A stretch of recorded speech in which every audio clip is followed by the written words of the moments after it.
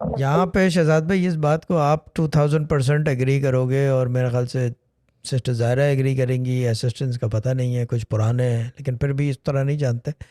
यहाँ पे झूठे दिलासे नहीं देते कि हाँ बेटा हम जी। दुआ करेंगे या तवज्जो करेंगे।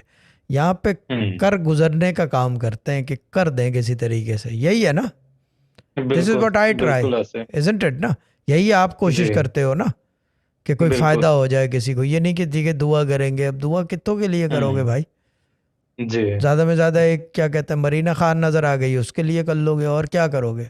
दो चार 10 कर हम्म। लोगे, यही है ना।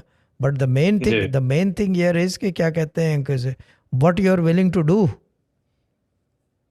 हम्म।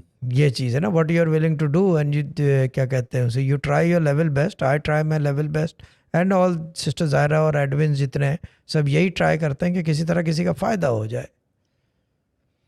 लेकिन बिल्कुल। ये ना हो कि जी बेटा हम दुआ करेंगे, फिक्र ना करो हम्म। इंशाल्लाह, और लंबी स्टोरी ना, कि हाथ उठाओ और दुआ कराओ सब बैठ के, जो है ना, जैसे खाने से पहले खाने के बाद दुआ कर रहे हैं, दैट्स इट।